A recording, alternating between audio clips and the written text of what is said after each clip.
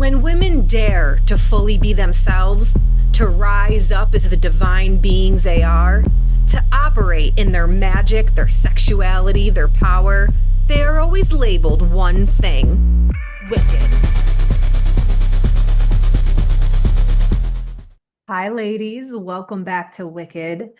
Today, I want to talk about a very, very important topic, and that is self-love and what this really is. I feel like we are raised in a culture that teaches women to hate themselves from the time you're in the womb. And this is so indoctrinated and ingrained in us because it's profited off of us to hate ourselves. And our society, in fact, the way it was built and runs would not exist if women simply loved themselves. And our entire structure is built off the backs of women who don't know how to embody the self. And this is all done through brainwashing.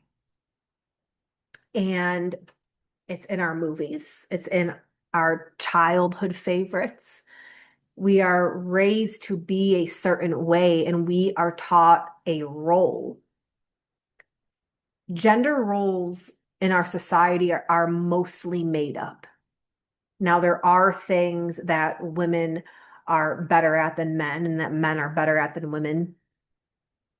But for the majority of what is going on, if you take a step back and you look at what is happening in our society right now between men and women, you will see that women are waking up and realizing that all of the things they were taught that they need men for and that they weren't good at, we are actually pretty fantastic at. And the things that we've been told that men are really good at, we are realizing they are really subpar at all of those things. And we actually surpass them. And while I'm not going to get into then what is the role of the male in this episode, I do want to talk about how we can begin as women to integrate and embody ourselves to fullness. And by doing so, we will completely disembody the structure that runs through the US. Trashing the patriarchy doesn't even have to involve some kind of violent protest. It doesn't need to involve any of that. All it has to do is for us to continually say we will no longer participate. And to do that, we need to completely embody ourselves and we need to completely love ourselves. One of the things that has always been a huge turnoff to me in the spiritual community is so people generally will happen across it for two reasons.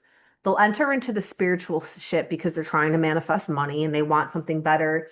And they watch The Secret and they start doing vision boards and little affirmations and they try to, manifest something more than what they have. Okay. The other avenue in which it's entered in is generally because you want to heal. And it is ingrained in you, especially here in the West, because it's a Christian religious base, that you're broken and in need of saving, right? And so while in the Christian church, they tell you that you need Jesus because you're a sinner, you're not good enough, you need Jesus to save you from hell, right? So that's what they teach in the church. People who are coming out of that, it's very easy to grab them and just tell you that you're broken and in need of healing. You are broken and in need of an alignment. You need blah, blah, blah. Your chakras are out of balance and all of these things. And it sells really good here in the West. It's how you can make a lot of money on healing. You just constantly tell people they are broken and in need of something. And because, especially as women, all we want to constantly be in that mode of healing and, being our best selves. It's very easy to market that to us. And I'll tell you right now, when you enter into that cycle, it's never ending. There will always be another attunement that you need and another unblocking. And you will always think that you are somehow broken, but you're not. You are not broken. The problem is that you're disembodied.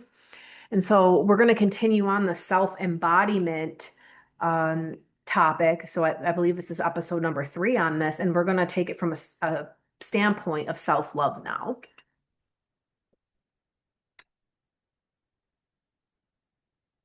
When, okay, let's start with the inner, I do really want to focus on like the inner healing, so to say.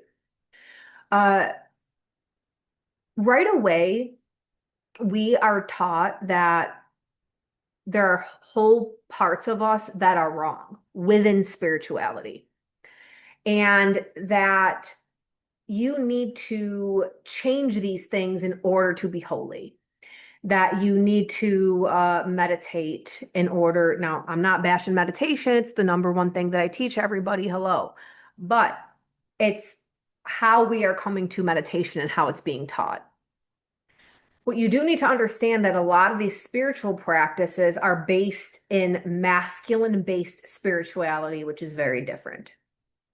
Masculine spirituality has you up in your upper chakras and you are meditating out of the body. You are trying to control things and restrict in some type of way, restrict sex, restrict what you're eating, restrict how you're acting. Everything is done through some type of restriction. Now, this is not feminine based energy. Feminine based energy is being in the body. It's all about the body. The body itself is feminine. The earth is feminine. It does not make you more spiritual to be out of the body or to be abstaining from certain foods or to be not part of the world in some type of way. Okay. That is a masculine based thing that is taught. The hyper focus on the third eye is masculine. Your third eye is your brain, it's logic. And when you activate this chakra, it just brings your ability to foresee things to make logical decisions. When you are constantly meditating up in here, you're going more into your masculine logic. And the point in these dogmas of denying certain foods, denying sex, and denying things of the earth is because men lack impulse control. Women naturally have this. Yeah, there's varying degrees of it, but even when women want to exercise it at a like higher rate, it's very easy for us to do that. This is something that does not come natural to men. And so all of these different practices are put into play in order to help men gain impulse control because this is something that they have to have. And they absolutely do need to have it within spirituality. They need to have it to be able to function properly on this planet, especially in today's society. The problem with most men today is they have zero impulse control. And this is a very well-known thing, and it's why all of the stuff pushed towards men is freely given. It denies them of their ability to have impulse control. Just think about it. Porn is free. That is the epitome of lack of impulse control because you can freely at any time open up your phone and jerk off. There is no, and it's free. It's free. You have to do nothing in order to obtain the visualization of a naked woman doing whatever so that you can beat off. Zero impulse control required. Social media, free. Every time that you are scrolling onto something new, literally every 5 seconds, maybe even less, every 2 seconds, scroll, scroll, scroll. That's a lack of impulse control. It is firing things in the brain every 2 seconds of something new. And this is what makes men weak. And so within spiritual concepts, they they put parameters to help men with this. Now, this doesn't work for women because we have it naturally.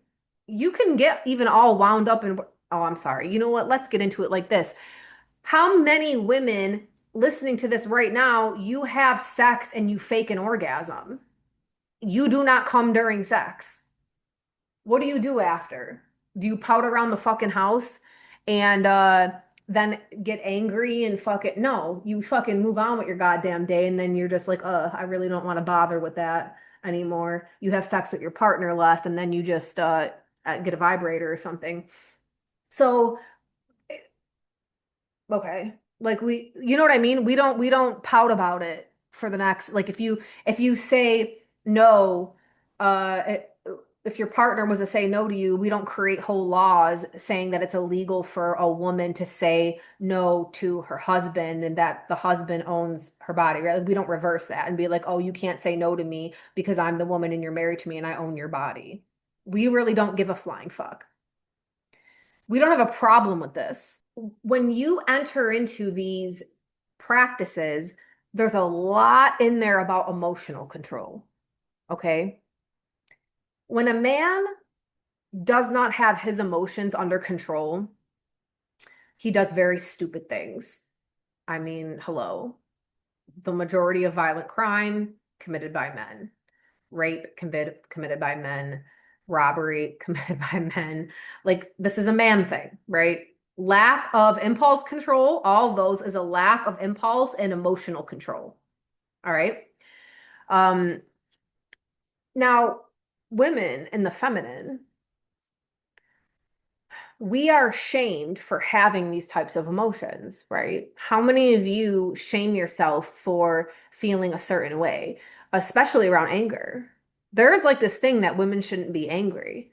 And I hear it all the time in my programs, like, oh, I like hold resentment towards or anger towards my father, my mother, whomever, my ex-partner, for doing these things to me. I just want to operate in forgiveness. I say, why?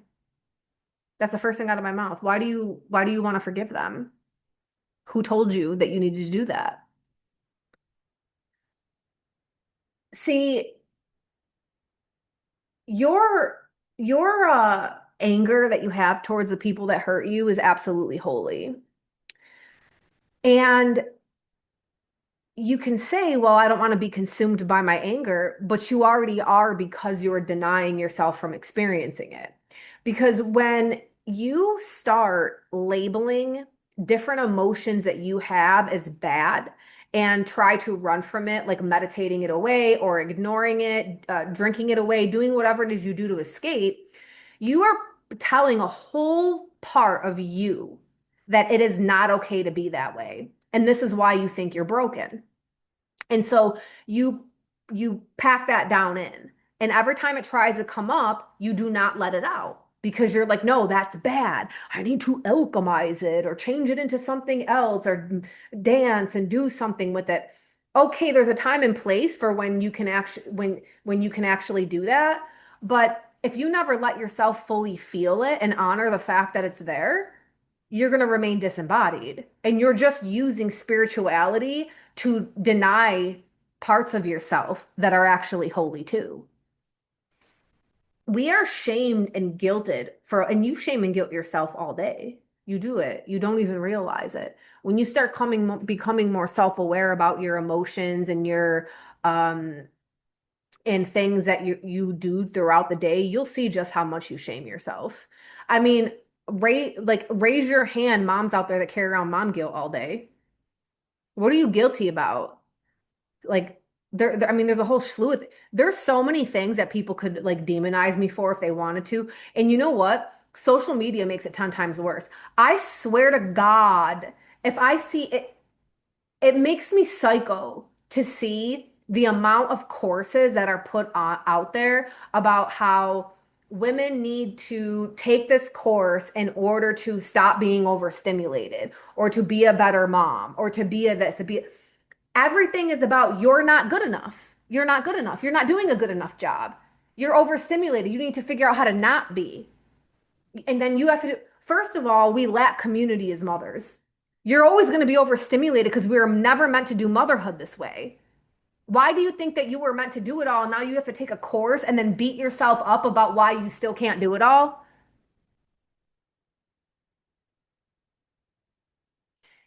If there's a part of you, listen, there's the part of you that doesn't want to yell at your kids and doesn't want to repeat the same patterns, right? So say you go off when you're overstimulated into a fit of rage and you scream and you're mad about it.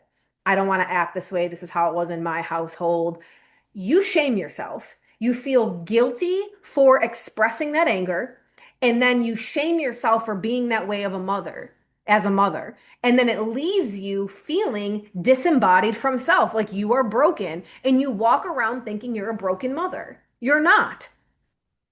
There, it is a normal human response that you are having that when you are carrying the weight of everything on your fucking back to be overstimulated and lash out. That's normal. You don't need a course to teach you how to not be that way because it's fucking normal.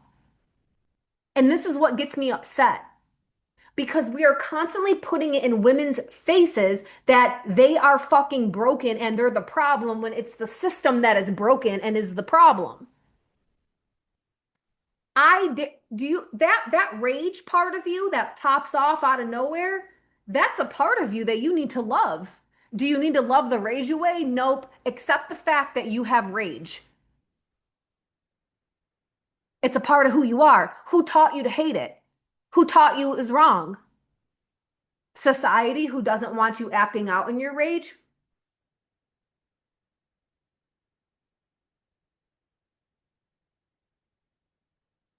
It's a feeling. It's an emotion. You're never going to be non-emotional. You're never going to be a straight line in front of your children. If you even think back to things that went on with your own parents that was like, verbal or emotional, it wasn't good for you. First of all, you need to accept the fact the way you're gonna fuck up your kids. There's no way around it. Your number one karma in the world is with your parents. You come into this world through them. They're your number one karma that you're gonna deal with the rest of your fucking life. Okay? That's not going to go away even if you cut them out of your life. And what you will come to find is that the parts of them that still linger in you, that's part of your karma. But you can love those parts. And when those little things pop up that you're not liking, and you're like, oh my God, I just sounded like my mother to my kid. Like, I really wish, oh my God, I just sounded just like my fucking father. I can't believe I'm turning into this. Boom, shaming and guilting yourself. There you go. But when you actually start loving that part of you, you're giving yourself the love you've never gotten, and you're also giving the karma of your parents who are not doing the work. You are loving the parts of them too. Because where do you think they got it from? They just invented it. This is how you start healing generational karma and trauma. Okay? I talk about this a lot in Pathway to Bliss because it has to do with your sacral chakra. But these parts, so I'll say this, like when I was a kid, lots of rage. Okay, I'd fly off the handle. I even remember Zion actually reminds me a lot of me when he has his little tantrums. I let him just tantrum out on the floor. Today he was, I mean, every single toy he was throwing on the floor, emptying out all the baskets, and then he throws himself on the floor. He used to slam his head on the floor. Um, he doesn't do that anymore. He learned after the first few times that it hurts, so he doesn't do it. I never interrupt him. I don't ever interrupt him. I let him just do it. Uh, and I don't ever tell him that it's wrong. Now, is this gonna translate one day into him being an adult male that like beats up his girlfriend? No, because I'm his fucking mother. But Uh, it's very important when he's going through this that I don't constantly tell him it's bad that he's acting that way. I think a lot of our issues stem from in childhood us behaving in certain ways that was inconvenient to the adults around us, and so we were told it was bad that we were acting that way when we were just trying to move big emotions through our body, which is exactly what I'm trying to teach you to do as an adult, to honor that the emotion is there because just like Zion, if I interrupt it, it will go on for 30 minutes. If I just let him do his thing, he's done in like a minute, minute and a half.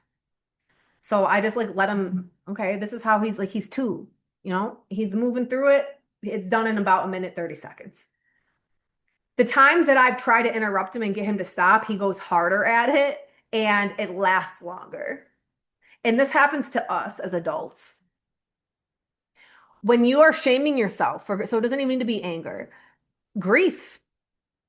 Like oh, you should be over this by now. You should be moved on by now. The reason why we don't process grief, because our society tells you that being sad is wrong. You're not even allowed to be sad. They put you on pills. You're not even allowed to be sad in all our culture. This isn't even a culture. I don't know what the fuck it is. In the corporation of the United States of America, you're not even allowed to grieve. Your parents die, you gotta go back to work the next day. They don't give a fuck. They just want you working. They want you back at their computer. They don't care what you're going through. And then they put you on pills. Well, here's some Paxil. We have all of these parts of ourselves just in our emotions that we're told we shouldn't be feeling. And then when we're adults, we don't know how to deal with it. And so when we come to spirituality, we come with this idea that we're broken and that we have to, and if we're still feeling the shame and the guilt and the rage and even things like jealousy, oh, you're not supposed to be jealous and you're not supposed to be. If jealousy rises up in you, do you know what jealousy is? It's when you see somebody doing something that you know you're supposed to be doing too, but you don't yet have like the guts to go after it and do it, and you haven't figured out how to embody that yet. That's what jealousy is. Somebody is embodying a part of you that you know you're ignoring and aren't doing. That's what jealousy is. Why should you shame yourself for that? Become aware. When you feel jealousy towards somebody, ask. Just don't shame it. Okay, you're jealous. Ask yourself why. Ask yourself why. And then how can you take steps to embody that too? Do you see how different that is rather than being like, oh, I'm gonna give her mal de ojo. I shouldn't feel this way. It's so bad to be jealous. I'm gonna be one of those girls. Or you feel the jealousy rise up and you're like, oh wow, what's that? Why am I feeling jealous of her?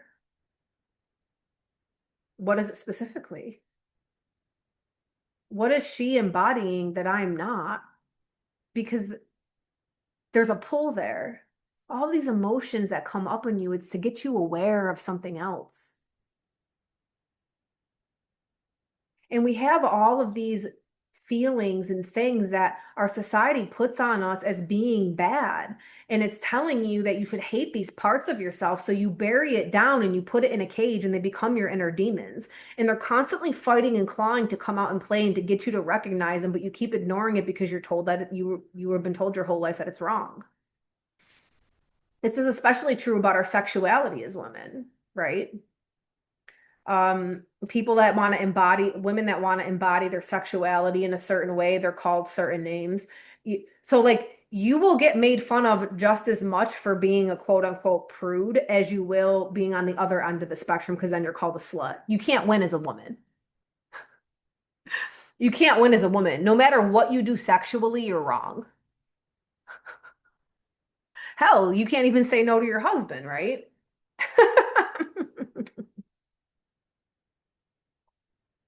So, um, there's this like dynamic that's constantly going on in the feminine collective of like trying to figure out how to be. And really, what this takes is us going deep into our unconscious mind and freeing all of the parts of ourselves that we have long tucked away. This could even be you being loud or you wanting to be seen. Stage presence. Do you know how many women I have talked to that are now a big stage presence? How much like they had to go through to work out that it's okay for them to be on stage because their whole life they got called names for wanting attention.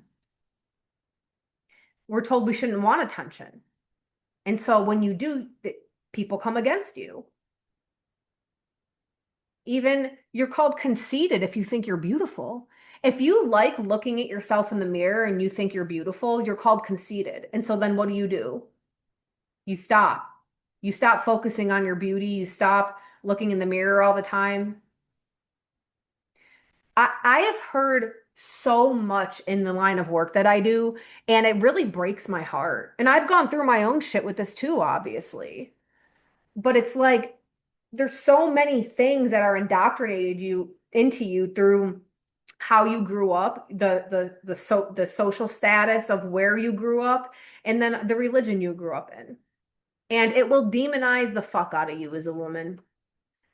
And when you start turning away from that mindset and you start actually embodying uh all of those were like the things you labeled dark, all those inner demons, that's what will allow you to start loving yourself. The the parts of you that you consistently think need healing, you will integrate with those because it's not about fixing something that's broken. And I know that that's a hard concept because we're always like, you have to heal your trauma and you have to heal. You integrating your trauma is more important than you healing it. Because when you honor your trauma and you love your trauma too, because that is a very real thing, that is a different level of quote unquote healing that you will ever experience in your life, and it will be effortless. You won't have to do these 10 steps and go for a Reiki session every 2 days and then do this chakra meditation and listen to this YouTube video, say all these affirmations and da da da da. Because you will look at your trauma and you will see the beauty in it. And you will love that part of you too. And you will love the byproduct of that trauma. But what happens is the trauma responses that you normally have when you start loving the root of that trauma, when it starts integrating into your body because you're not ignoring it anymore and you're not calling yourself broken, you get freed from it. And those symptoms that usually come from it that can be toxic will stop manifesting because you're curing the root issue with love. Everything that you are chasing through all of these healing modalities is you just chasing the wholeness that you want to feel through love. And it doesn't come from love from somebody else, it comes from the love from you. It's the experience that happens when you're not begging somebody else to love these parts of you or to love you for who you are. When you just do it so deeply and this is the key to everything because let me tell you what, when you start loving yourself to those types of levels and you can look at your trauma and the little things that you do and you can smile and embrace it and love that too, you will be able to do things you've never been able to do before. So let me use this as an example. Say you want to start something on social media because that's a thing now, right? Everybody wants to be an influencer. Cool. You want to start a business, you want to go online, you have a really hard time putting yourself out there because you're what? Afraid. What are you afraid of? The comment section. You're afraid what people are going to think about you. And now you've already written a whole storybook in your head of what's probably going to happen when you post a video, right? A whole fiction story. You're believing your imagination. You don't want people to comment things that you deep down believe about yourself. So say it's physical. Say you don't like the size of your nose. Your fear is going to be that people are going to comment on your nose. Let's say it's imposter syndrome. You're afraid you will have 10 comments in your head that people are going to say to you to tell you why you don't know what you're talking about, right? The list goes on. They're going to point out that one eye is bigger than the other, that whatever you think it is, that I talk with a lisp. All the things that you are self-conscious about and don't like about yourself and have not loved yet, you're afraid people are going to point that out to you and you're not going to know how to handle it. And do you know what you're actually afraid of? It's not even the comment. You're not afraid of the person. You don't even know the person. They're fucking imaginary. They don't even have a profile picture. They don't have a username. It's user 778296. The words are just words. You're not afraid of words, right? Right? You're not afraid of words. You're afraid of the emotion that comes up in your body when you read those words because it's hitting a part of you where you have trauma and you don't want to feel that because it's a feeling you're used to pushing down. And if you feel that, it gets painful and you don't know what to do with it. And so all of that emotion you've buried in your unconscious mind over the course of your life in order to survive. But that's why you're living in survival mode. Because all of that shit you've hidden back there to survive, it wants to be pulled out and wants to be looked at and it wants to be loved. And when you do, that shit don't matter. It's not going to have an effect on you because you're going to be like, what are you talking about? If you really love your nose and someone's like, your nose is ugly, you're going to be like, what are you talking about? Are you, who are you looking at? If somebody pops up and is saying all of these comments, you don't know what you're talking about, da da da da. Okay, go find somebody else then that knows who they're talking about, that knows what they're talking about. Go find somebody more on your wavelength. Get the fuck off my page. What are you doing here? You're embodied. Nobody can fuck with you when you're embodied. When you love all of the things about you, you will put yourself out there because you don't give a fuck. You don't care. You don't care what people have to say. I realized this years ago when my son's father would tell me that I'm a bad mom and it would trigger me. Every single time I got triggered, I knew all it was a reflection of me. I was like, the only reason why this is bothering me is because I believe this in my core somewhere. That I believe that even though I go above and beyond for my kids, there's a part of me that believes it somewhere. And so I integrated with all of that, you know? If someone said that to me today, I'd be like, right. It wouldn't even, it triggers nothing. There gets no rise out of me because it's such bullshit and it's false. Has anything changed? Am I doing anything different as a mother? No, I'm still fucking mothering. I'm just solid in who I am now. No one's gonna tell me about me, but it's because I love myself. And I have fully integrated with those parts of myself that got shamed since I was little. And me relying on external validation for shit.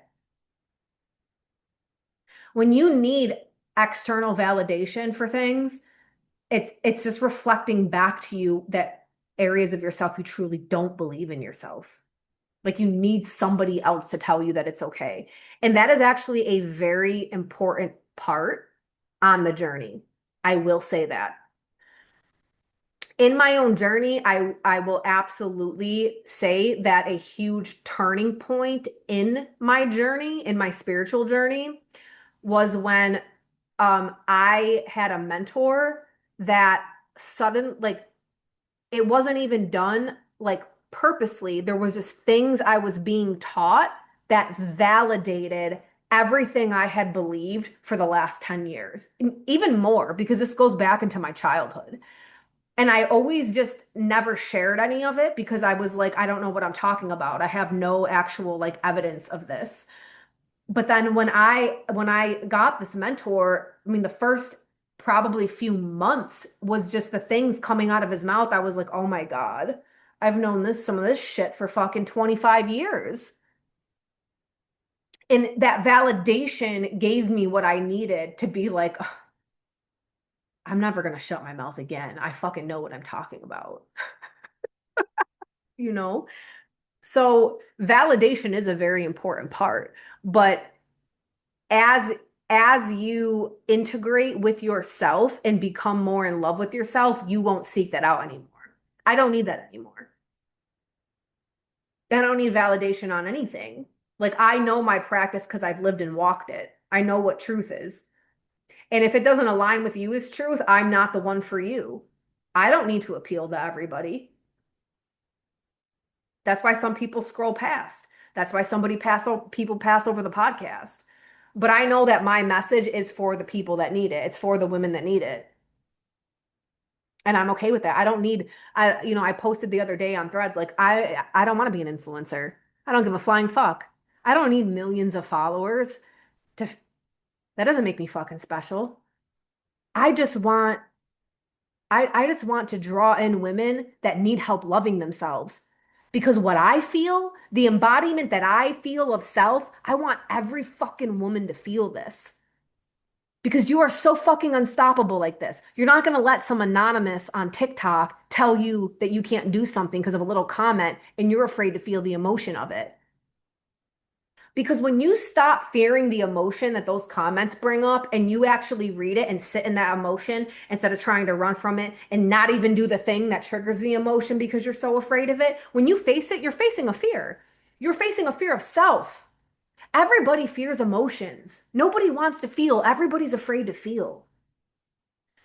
And when you see the thing that triggers the emotion and you sit in it, and when you actually sit in it and you just let it, when you let the emotion arise in you, how do y'all think I got through the fucking court system? Jesus.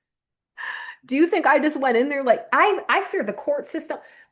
A single mother should fear the court system more than fucking anything. Family court is fucking, oh my God. It is bullshit propaganda that family court favors women. It absolutely does not. Okay. The scariest place to be is in family court, especially when you're facing your abuser. But the only way that I fucking did that shit was to embody those emotions and to be in the courtroom. And even when my anxiety's high, we're talking about my son's safety is on the line. You can't get more scary than that. And when I was the victim, but I'm getting reamed out by a lawyer and being questioned when I'm the victim, that's all kinds of emotion you don't want to feel. And I'm doing this on like 45 minutes of sleep because I'm breastfeeding a baby that doesn't like to sleep. In order for me to make it through that, I had to allow myself to feel all of those emotions that were being brought up. This whole thing that I've gone through is how I came up with that demoness meditation that is in the Pathway to Bliss course.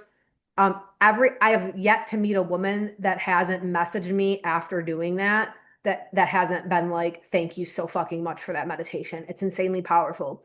But when you can meet the part of yourself that enjoys embodying that shit, you will be unstoppable. You will be able to do all the shit that you're scared of because those emotions that come up, that demoness feeds on that shit.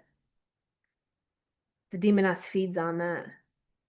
It's very similar to what Kali does, but y'all don't know about Kali. Y'all know the Western version of Kali, and you think that it's just about, oh, rage and sticking your tongue out. She feeds on stuff like this. And so when you go in and that shit's coming up, you don't try to avoid it. You don't try to run from it in any way. You breathe that shit in and you embody it. You feed on it yourself. And that's the only way you're going to get through it. This is the only way you're going to get through anything in life as a woman because you have been taught to fear all and be afraid emotionally. We are more emotional than men. Absolutely. We more emotional meaning we have a wide variety of emotion that we are able to feel that men simply will never experience because we have beautiful things called hormones. And ladies, no matter how many times you explain it to a man about what goes on with you and your emotions in your body, they will never understand it. They can try. You can explain things to them, and they can try their best to a certain degree to mentally, logically, because it's in the head, understand it to a degree. But they will never understand the experience. Just like even within women, right? You can't explain to a maiden what it's like to turn into a mother. You can use the words, but until she experiences it, she's not going to actually know when everybody was telling me what it's like being a mom, doing the okay, I understood it. And when people were telling me what labor was like, okay, I understood mentally. It still did not compare to what I experienced physically, right? Because you need the experience. Men will never have the same experience as you. They cannot. They are not wired for that. So when I say women have more emotions than men, we literally have more emotions than men. Yeah, we're over emotional. We have way more than you guys. But I love that about us. And we have to be able to play in all of that, right? Because that is Shakti. That is Maya. That is the divine play. Hi, ladies, we get to play in that. Do not take the masculine route and ignore it and run from it and flee and try to go away. This is a part of you you got to learn to love. This is like you can just use your emotions like a web, like weaving a web. It's so amazing when you embody these things. When you're like really sad about something and you like let yourself go in your sadness, it'll be just like little Zion. It's not going to last for fucking weeks and weeks and weeks at a time anymore because you're not telling yourself you shouldn't feel this way. You're going to be like, yeah, I should fucking feel this way because fucking sad. And you're going to grieve and grieve and grieve and it'll be out of your body in a few days because you're like giving yourself over to it. We have been taught to fear our emotions because it's literally put in our face. Oh God. Even like on Hulu, all of the fucking ads are you need a depression medication and this one doesn't work and I'm on this depression medication, but I have to also take this one because it's not making me happy enough. I literally saw this last night. I was like, you got to be kidding me. This guy in the commercial was like, "Oh, I'm taking whatever drug it was." And he's like, "But I still feel sad, so my doctor recommended I take this drug, and it's really helped, and now I'm happy." What? First of all, that's layered in itself. Americans are sad and depressed because we live so out of touch with ourselves and how humans are supposed to fucking live, and we don't live in community when we're supposed to. This is the most isolated bullshit country. I just can't. It's so isolated. Everybody's lonely. They teach it's a dog eat dog. They teach everybody to be in competition with each other. They break up everybody with racism and genderism and sexism and all this bullshit. They just put it out there to keep everybody separated and isolated because it's divide and conquer. What they had to do in order to insert patriarchy, they had to fucking separate the women. They had to get the women to stop meeting up, hence the witch trials, hence everything else they put in drama and this and that and jealousy and da da da. All that bullshit. And then it's just like in the atmosphere and women buy into it. As soon as you stop doing that shit and women start coming together again and we start talking and there's going to be a lot of stuff you have to work out. There's a lot of kinks that are going to have to be worked out because we're taught to fear each other right now. But the more and more we focus on our own self-love and self-embodiment, that stuff will naturally go away. There's even like so most people suffer with some type of abandonment wound, right? I would say 99.99%. I've never met somebody that doesn't have one. I don't care if you've had both your parents. I don't care.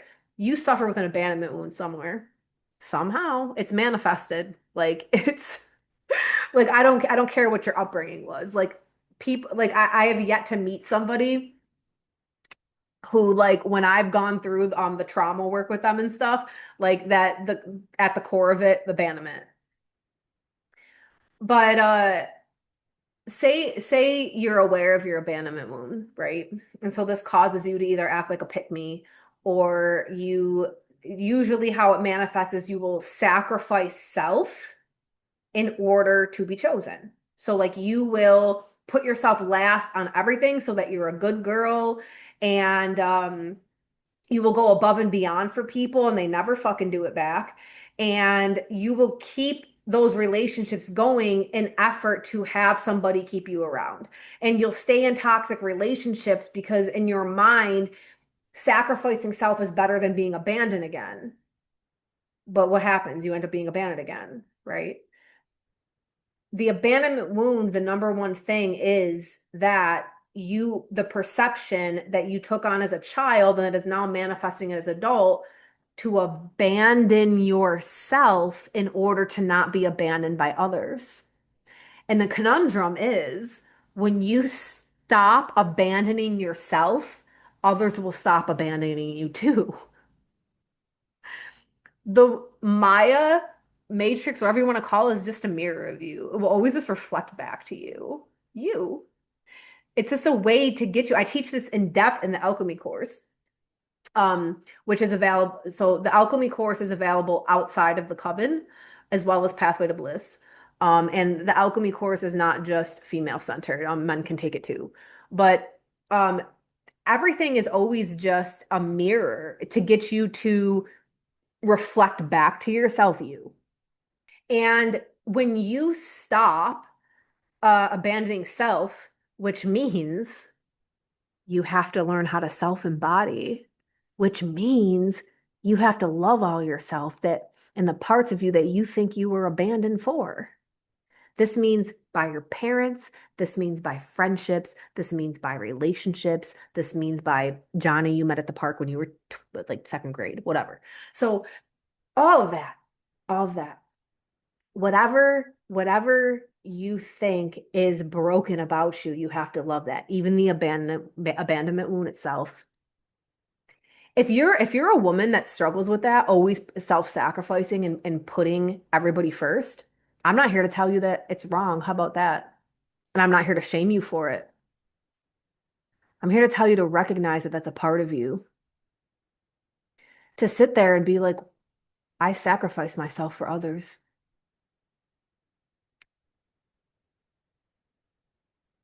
Some just say it. Do you know just saying it could be healing? Because it's a part of you that you've been ignoring and now you're recognizing it. That part of you has never even been recognized. You've never even recognized it about yourself. And so if you can like close your eyes and go into a meditation and sit there and be like, there's a part of me that self-sacrifices and hoping that nobody abandons me. And you let that part of you actually rise up. Listen, even if you've never meditated before, you will feel this happen. I'm telling you, you will feel this happen. And it will come up and emotions will release and you can smile and you can love that part of you. You can picture yourself hugging that part of you. I don't care what you do.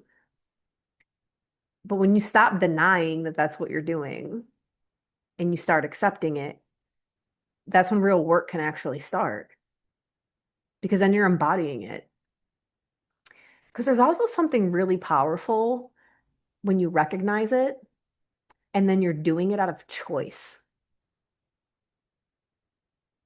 Because there's going to be a part of you that can't break up with that yet, right? You haven't really done more embodiment work.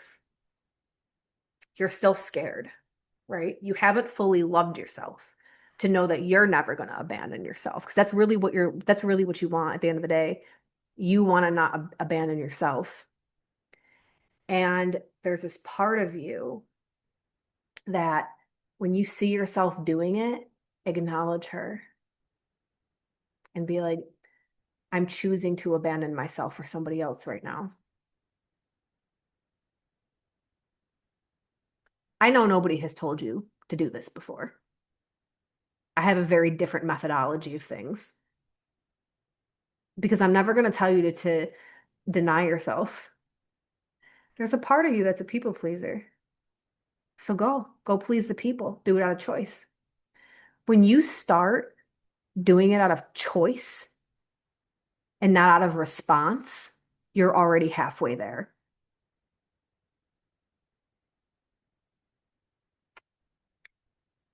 So you go and do the thing, fully knowing that you're putting yourself last. Do you know the next time you go to do that, it's going to stir a little something in you because you're recognizing what you're doing and choosing it anyway. You're choosing somebody else over you anyway. See, this is how you start awakening these parts of you. This is how you start awakening your power because you're operating out of power now, not out of, you're not operating out of like the wound itself. The byproduct of the wound is still there. It's a current that you are energetically operating in, but it's no longer just happening out of fear. Okay? Because see, fear and love cannot coexist at the same time. They can't. When you're in fear, it's because there's something you're not loving.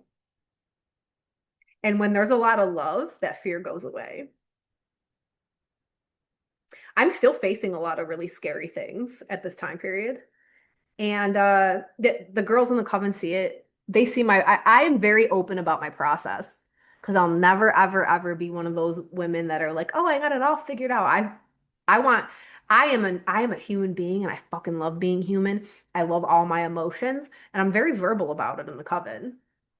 I talk about what's going on in my life. I'm very verbal about my experience that and what I'm feeling that changes from Monday to Wednesday to Friday when I'm live in there.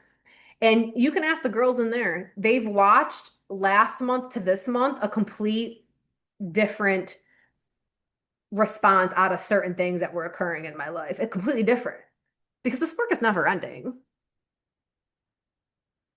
But there's just when you're so much in love with these, and as more gets shown and you start to love that too, you start loving the thing that you're fearing about yourself, it vanishes. You can't do anything about it. Like I made that post on Instagram, you guys, of the before and after of me.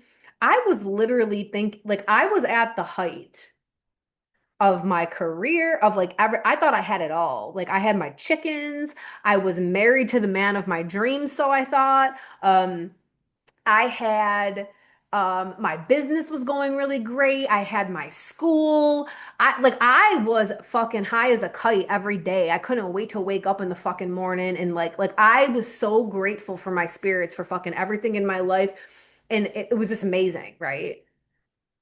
And do you see how dull I looked in that picture? I don't know if you guys can see it. I can see aura. So like I'm looking at that picture. I'm like, look at how bogged down with trauma. I'm so abandoned. I'm so self-abandoned in that fucking picture. It's not even funny. And then you look at the other one of me now. I have more fucking stress.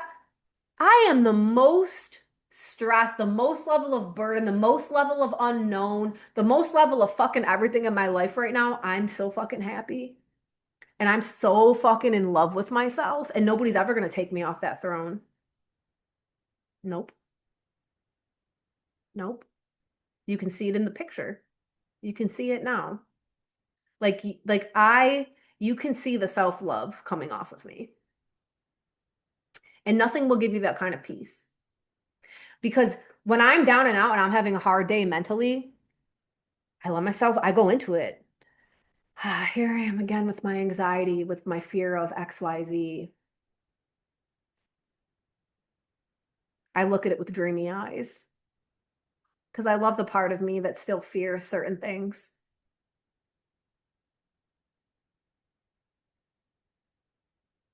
No, I love my trauma. The traumatic things that I went through in the past 2 years, I'm grateful for it. I've reached a point of gratitude.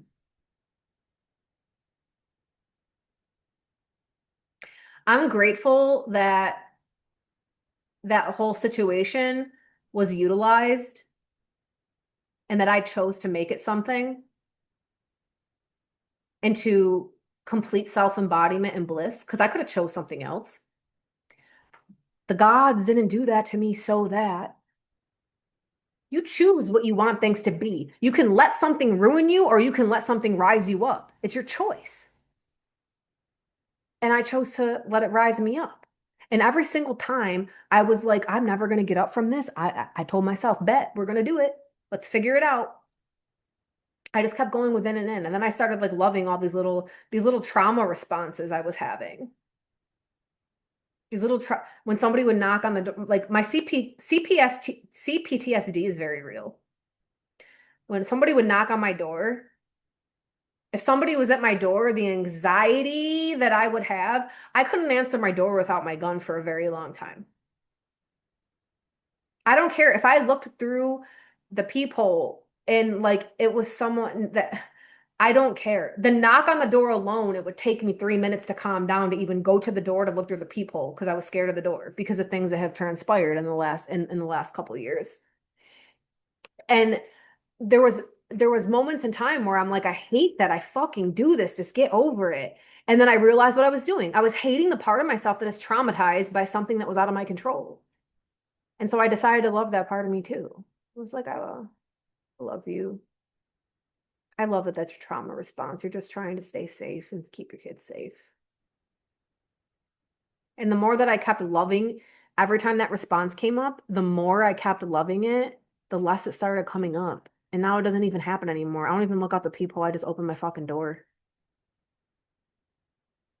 So it's time and it's a process, but you have to you have to be willing to take a look at the things that you have swept under the rug for fucking years, years, years.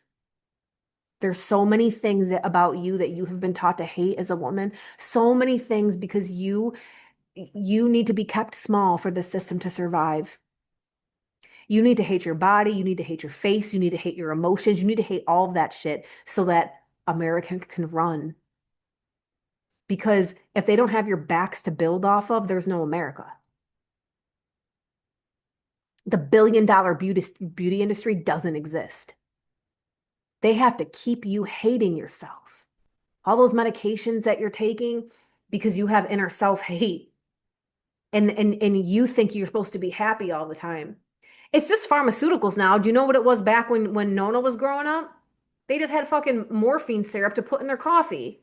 And unfortunately, this has crossed over into the spiritual community because there's whole entire cults, there's whole entire, I don't even know what I want to call it, methodologies that are based on you thinking that you constantly need a healing and that you're broken all the time. You know how many people are making so much money off this twin flame bullshit? Because it's helping you stay in your trauma and chasing and hoping to be chosen one day. It's the abandonment wound. The tw Listen, y'all that have been with me since the beginning of my fucking presence on social media know I have always spoken against that shit. Always, because it does is enforce your abandonment wound and that chase dynamic. That runner chaser thing, that's this abandonment. And all you're doing by chasing a runner is you running from yourself. Go chase yourself. Go chase yourself down and love her silly. You don't fucking need a man to do it. A relationship isn't going to fill that hole that you have inside you. You're going to fulfill that hole. I was going to make a joke that was inappropriate, but I'm not going to say it. Do that first. You can fill the other hole later. Listen, we like to fuck. Like, let's not be like that, okay?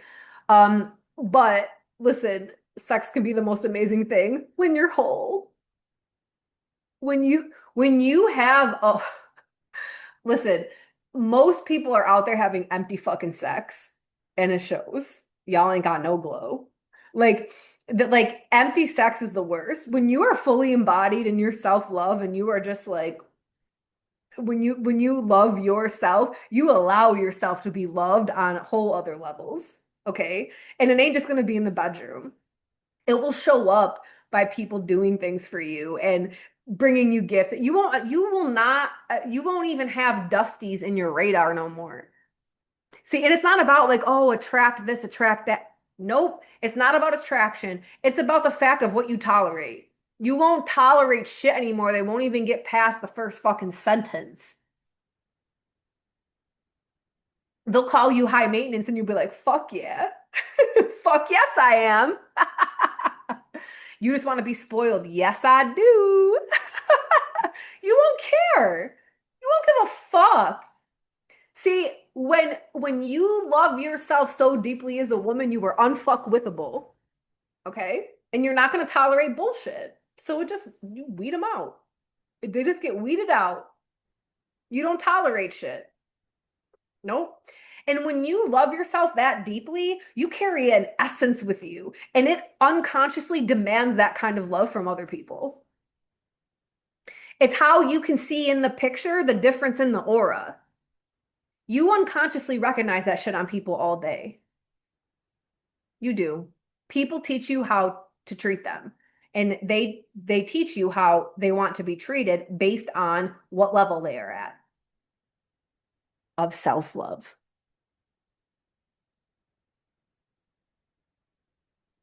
The biggest act of rebellion you could do as a woman is love yourself. Is to love all the parts of you that you were taught to hate, to go inside, to feel the rage, feel the depression, feel the abandonment, whatever it is that you're dealing with, that you're constantly warring against and fighting against and dealing with the Jezebel demon and this demon and that demon, not today, Satan. Stop trying to give yourself an exorcism. Go shake hands with your demon. Become the demoness. Become ruler over it. Those demons work for you. Love them silly. Keep them as demons. That's how they belong. You'll get a bloodlust for them sooner or later. Take Pathway to Bliss. That'll really get you up in there. You'll really be loving yourself by the end of that course. That course will make you purge so much shame and guilt. There's rituals in there that you won't even be able to do because doing it, reading it, watching the video on it, taking the actions that you have to take in there, the one where you're just simply going to buy that mirror to do the yoni work. Some women aren't even able to take that step in that ritual yet, and that's okay. Love the part of you that is afraid of your own yoni. Love the part of you that feels shamed about your own body. You're going to love yourself into your own healing. What's more wicked than that? Want to be part of an online community filled with other badass women supporting each other on their wicked journey? Check out my online community, the Wise Woman Network. We have classes, courses, online community meetings, and more. Activate that sleeping goddess within and unleash your divine power. Join me today on a free trial to all my listeners. Link is in the show notes. I'll see you there.